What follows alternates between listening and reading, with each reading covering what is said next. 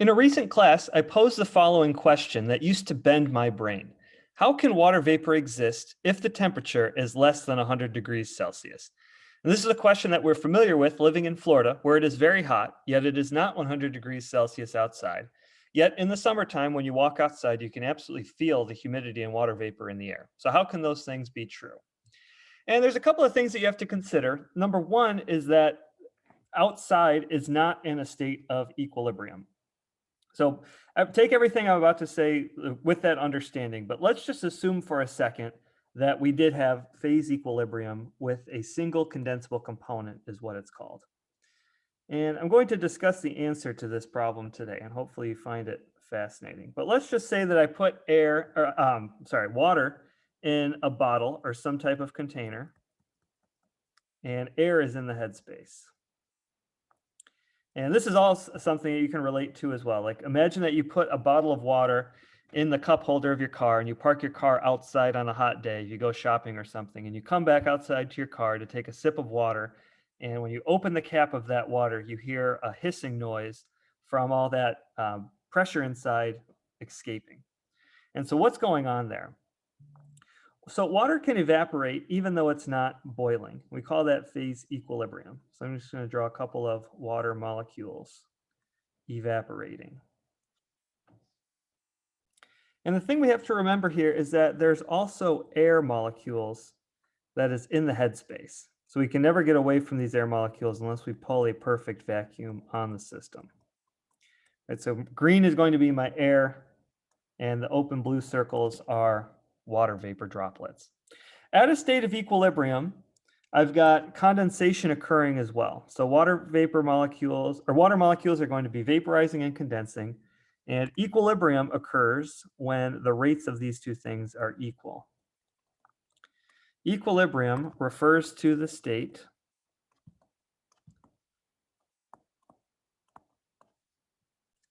This is a state where the rate of evaporation is equaling the rate of condensation. So again, remember, you may have learned this in chemistry class, that equilibrium doesn't mean that nothing's happening. It just means that things are happening in opposite directions at equal rates so that the net effect is zero.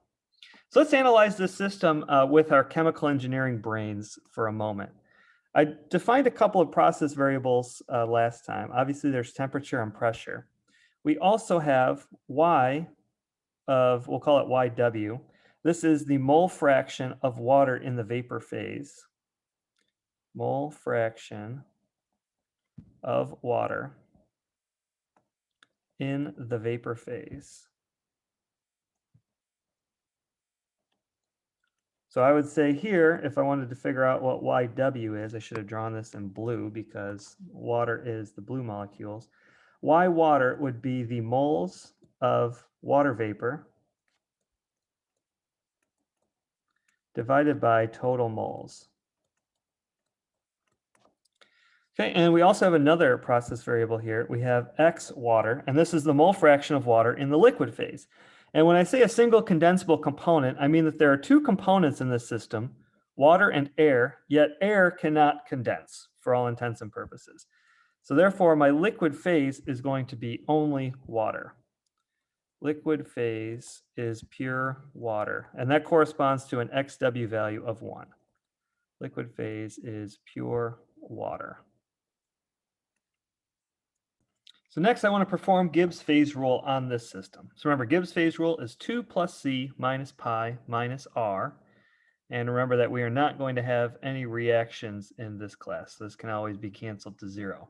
C is the number of components, and in this case, I have 2 components for air and water. And I also have 2 phases for liquid and vapor. So I've got 2 plus 2 minus 2. And that is going to be equal to 2. Now remember, this is the number of intensive variables that I have to set in order to set the system. So of my intensive variables, and XW is already set, by the way. So out of TP and Y water, if I set 2 of them, that means that the third is then set. And the fact that I can do this implies that there is some sort of relationship between TP and YW.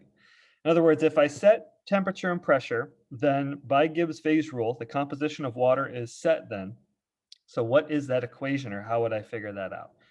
And the way this is figured out is with Raoult's law. Raoult's law is the link between these things. Raoult's law is something that you will encounter in much more detail in your phase and thermodynamics classes. You might have already seen it in chemistry as well.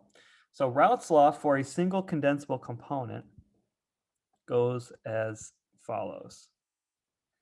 Again, this is only for a single condensable. So if you've already learned Raoult's law, you know that for multiple condensable components, it could be a little bit more difficult, a little bit more complex. We'll talk about that in the next video. Y water, or Yi, I'm just going to generalize it. Yi times P is equal to P star I of T. And we also have not talked about Yi times P. I can call this Pi, or the partial pressure. All right, so for a single condensable component at equilibrium, partial pressure is equal to the vapor pressure. Once again, I encourage you to go in your notes or in the book and look at what the difference is between partial pressure and vapor pressure. So by this equation, Raoult's law for a single condensable component, assuming these things are at equilibrium, there is no difference. Pi is equal to Pi star, but conceptually they mean different things. You should look at what those are.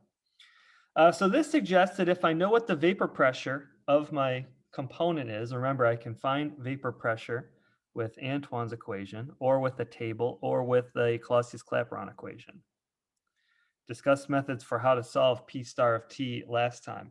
That can tell you what the partial pressure is. So if you know what temperature and pressure are, then you can simply solve Raoult's law to find what the mole fraction of water in the vapor phase would be at equilibrium.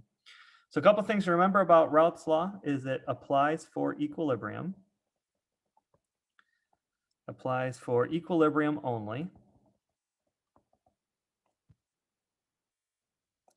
In other words, if I just put a bottle of water into my hot trunk on a warm summer day, and I just put it there, then it will not have reached equilibrium yet. But after I've gone inside to the mall or whatever and gone shopping, and I come back outside, then I would be giving enough time for equilibrium to occur.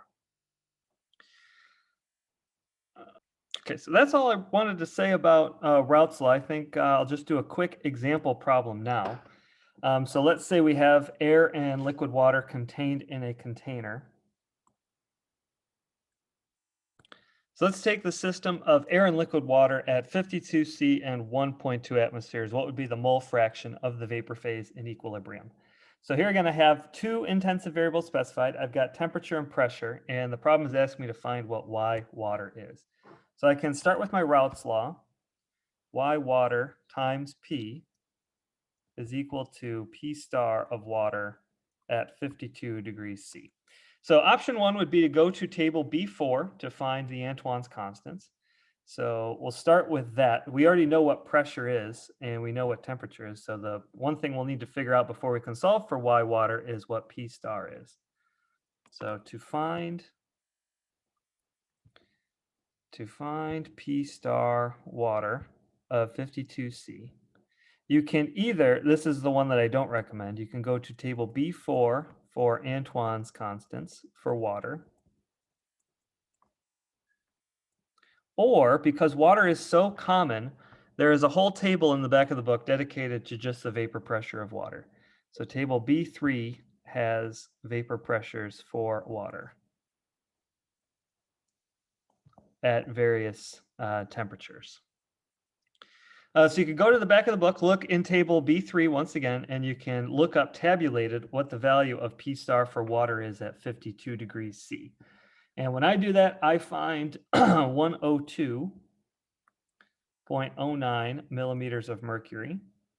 So go on the back of the book and check that. This table is a little bit weird, by the way. Table B3 is a little strange. It makes sense once you know how to do it.